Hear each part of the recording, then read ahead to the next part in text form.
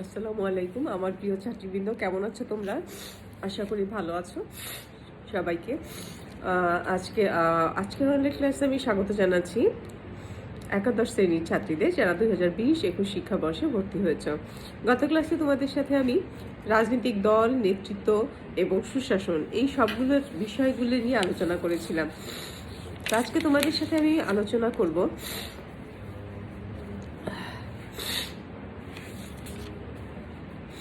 নেতৃত্বের প্রয়োজনীয় গুণাবলী নিয়ে আলোচনা করা হয়েছে। তো আজকে তোমাদের সাথে আলোচনা করব আমি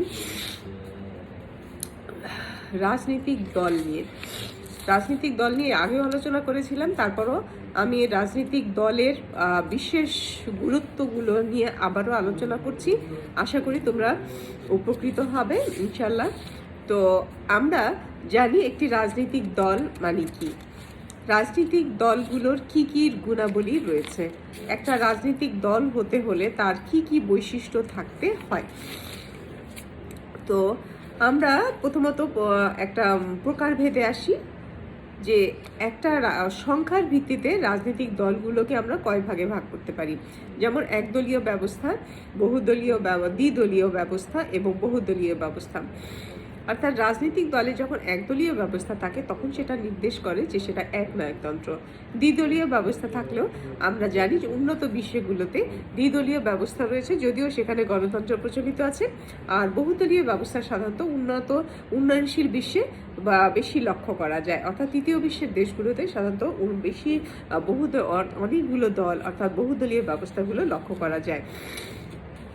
তো রাষ্ট্রপতি যখন সাংবিধানিকভাবে একটি মাত্র রাজনৈতিক দলের অস্তিত্ব বিদ্যমান থাকে এবং তাদের মাধ্যমে রাজনৈতিক কর্মকাণ্ড পরিচালিত হয়, তাকে আমরা কি বলে থাকি?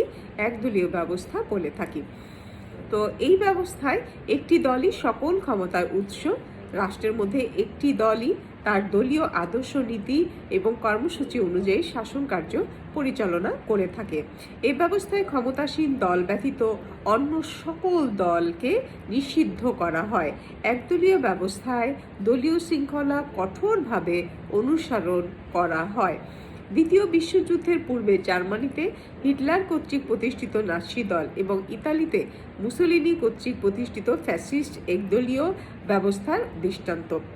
এছাড়া রাশিয়া, চীন, উত্তর কোরিয়া, কিউবা প্রভৃতি সমাজতান্ত্রিক রাষ্ট্রেও একদলীয় ব্যবস্থা প্রচলিত থাকে। এরপর আসি দ্বিদলীয় ব্যবস্থা। দ্বিদলীয় ব্যবস্থা বলতে আমরা বুঝি রাষ্ট্রে যখন প্রধান দুটি রাজনৈতিক দল থাকে তখন তাকে কি বলা হয়? দ্বিদলীয় ব্যবস্থা বলা হয়।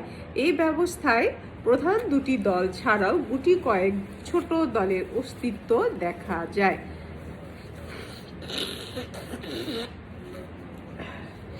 আমরা দেখি পৃথিবীর অধিকাংশ গণতান্ত্রিক রাষ্ট্রেই দ্বিদলীয় ব্যবস্থা বিরাজমান। মার্কিন যুক্তরাষ্ট্র, যুক্তরাজ্য এবং বাংলাদেশে দ্বিদলীয় ব্যবস্থা কার্যকর রয়েছে। এই ব্যবস্থায় আইনসভা নির্বাচনে যে দল একক সংখ্যাগরিষ্ঠতা লাভ করে তারাই সরকার গঠন করে এবং অন্যটি বিরোধী দল হিসেবে ভূমিকা পালন করে। বহুদলীয় ব্যবস্থা, যে রাষ্ট্র ব্যবস্থায় দুইয়ের অধিক রাজনৈতিক দলের কার্যক্রম দেখা যায় তাকে বহুদলীয় ব্যবস্থা বলে। বহুদলীয় ব্যবস্থায় প্রতিটি দল নিজ নিজ দলীয় কর্মসূচির মাধ্যমে নির্বাচনে অংশগ্রহণ করে। যে দল একক সংখ্যাগরিষ্ঠতা লাভ করে সেই দল সরকার গঠন করে। আবার দেখা যায় যে বহুদলীয় ব্যবস্থার মধ্যে এটাও লক্ষণীয় হয় মাঝে মাঝে যে যদি দুটো দলের একটা দলও যদি সংখ্যাগরিষ্ঠতা অর্জন না করতে পারে তখন অন্যান্য যে ছোট দলগুলো আছে অর্থাৎ যেটার সংখ্যা একটু কম, যাদের দলীয় কার্যক্রম একটু কম, তাদের সাথে তারা জোট সরকার গঠন করে থাকে। তো ভারত, পাকিস্তান, ইতালি, ফ্রান্স এবং বাংলাদেশেও বহুদলীয় ব্যবস্থার অস্তিত্ব রয়েছে। তাহলে আমরা দেখি সংখ্যার ভিত্তিতে আমরা কয়েকটি শ্রেণী বিভাগ করতে পারি। একটা হচ্ছে বহুদলীয় ব্যবস্থা, দ্বিদলীয় ব্যবস্থা এবং একদলীয় ব্যবস্থা। বহুদলীয় ব্যবস্থা হিসেবে আমরা কি বলতে পারি? সুইডেন। দ্বিদলীয় ব্যবস্থা হিসেবে মার্কিন যুক্তরাষ্ট্র এবং যুক্তরাজ্য, অর্থাৎ যুক্তরাষ্ট্র এবং যুক্তরাজ্যে বহুদলীয় ব্যবস্থা দেখা যায় না, এটাতে সাধারণত দ্বিদলীয় ব্যবস্থাই দেখা যায়। আর একদলীয় ব্যবস্থা সাধারণত সমাজতান্ত্রিক রাষ্ট্রগুলো বা রাজতান্ত্রিক রাষ্ট্রগুলোতেই লক্ষণীয়। অর্থাৎ সমাজতান্ত্রিক রাষ্ট্রতে কিন্তু বহুদলীয় ব্যবস্থার অস্তিত্ব নেই, যেমন চীন। তাহলে আমরা আজকে তোমাদের সাথে আলোচনা করব যে একদলীয় ব্যবস্থার কি কি গুণাবলী রয়েছে। বিংশ শতাব্দীর একটি বড় আবিষ্কার হলো একদলীয় ব্যবস্থা। প্রথম বিশ্বযুদ্ধের পর থেকে পশ্চিমা বিশ্বের কয়েকটি দেশে একদলীয় ব্যবস্থা প্রচলন শুরু হয়। বর্তমানে বিশ্বের সমাজতান্ত্রিক দেশগুলোতে একদলীয় ব্যবস্থা আমরা কার্যকর দেখতে পাই। তো একদলীয় ব্যবস্থার কি কি গুণ রয়েছে সেটা আজকে আমরা আলোচনা করি। জাতীয় ঐক্য এবং সংহতি। একদলীয় ব্যবস্থার সপক্ষের প্রবক্তাগণ মনে করেন একদলীয় শাসনে রাষ্ট্রের ঐক্য এবং সংহতি সুদৃঢ় হয়। দেশের সকল জনগণ একটি মাত্র রাজনৈতিক আদর্শ দ্বারা অনুপ্রাণিত হবার ফলে একই আদর্শের ভিত্তিতে তারা সংঘবদ্ধ হয়। এতে জাতীয় সংহতি ও শক্তি বৃদ্ধি পায়। সরকারের স্থায়িত্ব। একদলীয় শাসন ব্যবস্থায় ঘন ঘন সরকার বদল হয় না, তাই দীর্ঘদিন একই সরকার রাষ্ট্র পরিচালনা করার সুযোগ পায়। ফলে সরকার দেশের উন্নয়নে দীর্ঘমেয়াদী উন্নয়ন পরিকল্পনা গ্রহণ করতে পারে এবং তার ক্ষমতা থাকতেই সে সেটা বাস্তবায়ন করতে পারে। দক্ষ শাসন ব্যবস্থা। একদলীয় শাসন ব্যবস্থা একটি দল দ্বারা পরিচালিত হয়, তাই এ ধরনের শাসন ব্যবস্থায় সরকারি কর্মসূচির বিরোধিতা, যেমন হরতাল, আইনসভা বর্জন, জ্বালাও পোড়াও, এগুলো এমন কোনো বিশৃঙ্খলা হয় না যা একটা উন্নয়ন প্রক্রিয়াকে ব্যাহত করতে পারে। ফলে স্বাভাবিকভাবেই সরকারের পক্ষে রাজনৈতিক স্থিতিশীলতা এড়িয়ে থাকা সম্ভব হয়। এ কারণে একদলীয় শাসন ব্যবস্থা দক্ষ শাসন হিসেবে প্রতিষ্ঠিত হয়। অর্থাৎ দীর্ঘদিন ধরে একই সরকার রাষ্ট্র পরিচালনা করতে করতে তারা অভিজ্ঞতা সমৃদ্ধ হয় এবং তাদের দক্ষতা বাড়ে। দলীয় শৃঙ্খলা বিধান। একদলীয় শাসন ব্যবস্থায় দলীয় প্রধানই সর্বা, অর্থাৎ দলের যে হেড বা প্রধান সেই কিন্তু অনেক ক্ষমতার অধিকারী হয়। কেননা এ ব্যবস্থায় কোনো রকমের বিরোধিতা থাকে না, বিরোধিতার অবকাশও থাকে না, যার ফলে এই বিরোধিতা তারা টলারেট করে না। ফলে কঠোরতার সাথে দলীয় শৃঙ্খলা রক্ষা করা যায়। এরপরে আমরা দেখি অর্থনৈতিক উন্নয়নটা কেমন হয়। একদলীয় শাসন ব্যবস্থার অন্যতম দিক হলো অর্থনৈতিক উন্নয়ন।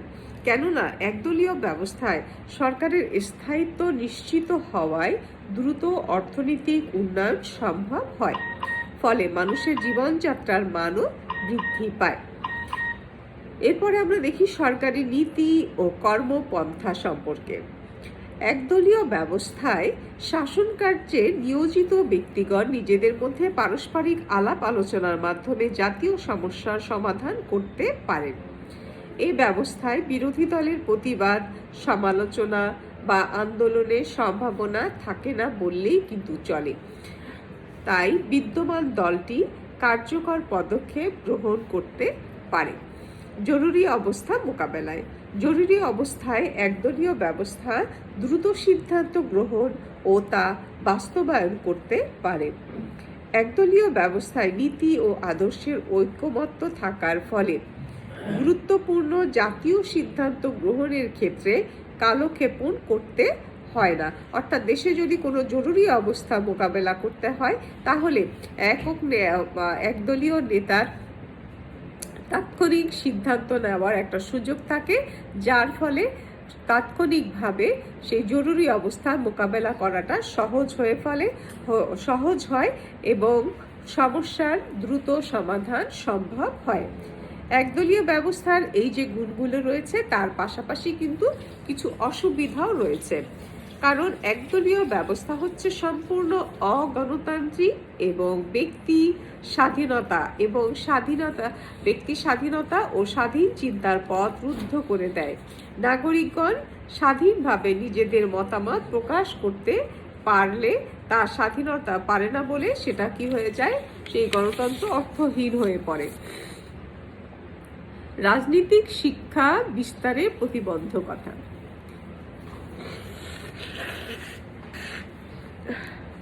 দেশে একটি রাজনৈতিক দল থাকলে জনগণ বিভিন্ন রাজনৈতিক ক্রিয়াকলাপ সম্পর্কে উদাসীন হয়ে পড়ে।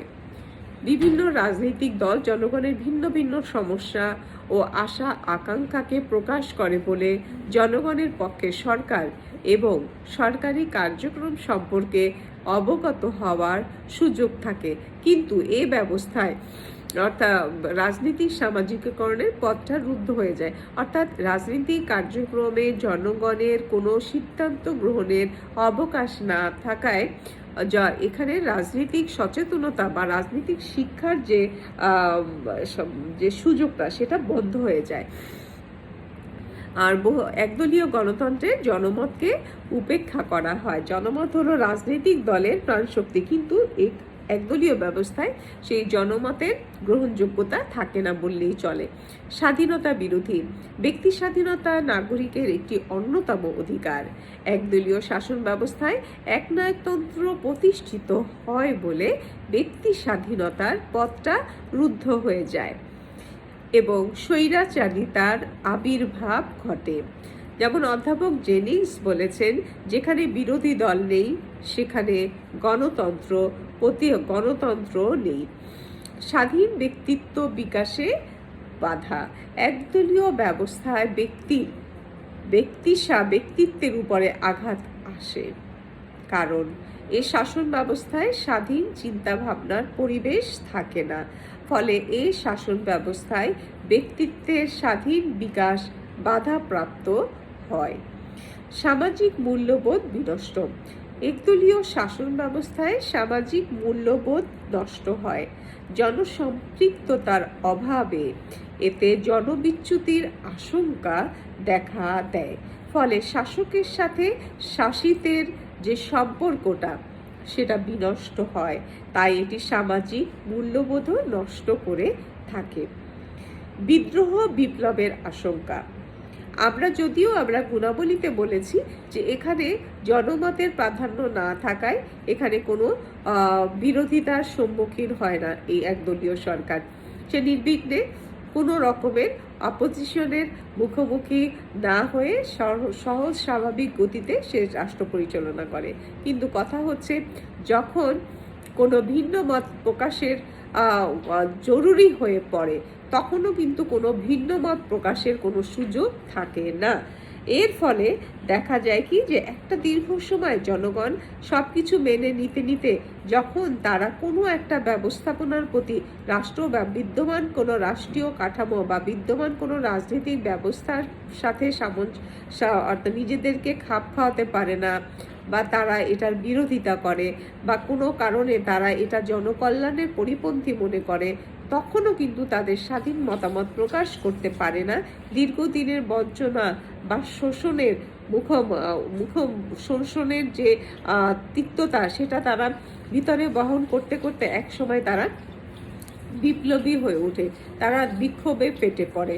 সুতরাং আমরা দেখি যে একদলীয় শাসন ব্যবস্থার যেমন গুণাগুণ রয়েছে, সেই একদলীয় শাসন ব্যবস্থা যদি জনগণের সার্বিক চাহিদা পূরণে সক্ষম না হয়, জনগণের ভিতরে যদি একটা অসন্তোষ থাকে, বা তাদের মধ্যে যদি স্বাধীন মত প্রকাশের স্বাধীনতাকে যদি দীর্ঘদিন ধরে তাদেরকে স্বাধীন মত প্রকাশের ক্ষেত্রে তাদের বাধাগ্রস্ত করা হয়, তখন তাদের ভিতরে একটা বিপ্লবের সম্ভাবনা দেখা দেয় এবং যা রাষ্ট্রের রাজনীতিক স্থিতিশীলতার বিনাশ ঘটায়। তো একাধিক দলের অস্তিত্ব বা বিরোধী দলের অস্তিত্ব ব্যতীত কিন্তু জনগণের স্বাধীনতা এবং গণতন্ত্র প্রতিষ্ঠিত হতে পারে না। একদলীয় সরকার জনগণকে সুকঠিন শৃঙ্খলে আবদ্ধ করে তাদের সমর্থন আদায় করে, তারা সমর্থন দিতে বাধ্য হয়। ফাইনার একদলীয় ব্যবস্থা সম্পর্কে মন্তব্য করেছেন যে একদলীয় ব্যবস্থা হচ্ছে একনায়কের ব্যক্তিগত উচ্চাকাঙ্ক্ষা ও একনায়কতন্ত্রের মাধ্যম। তিনি আরো বলেন, এটা নেতৃত্বের বিকাশ ঘটায় না, বরং নেতৃত্ব দখল করতে সহায়ক হয়। তো নেক্সট ক্লাসে তোমাদের সাথে আমি আলোচনা করব দ্বিদলীয় ব্যবস্থার গুণ বা সুবিধাগুলো নিয়ে। পর্যন্ত তোমরা সুস্থ থাকো, ভালো থাকো।